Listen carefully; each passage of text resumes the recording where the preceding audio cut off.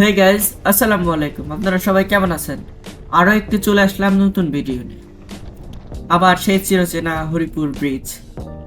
তা বাইকে মোটিউল 7110-30 মোবাইল দিছিলাম। বেশ ভালো পারফরমেন্স দিচ্ছে এখন পর্যন্ত, আমি খুবই স্যাটিসফাইড। আপনারা চাইলে ব্যবহার করতে পারেন।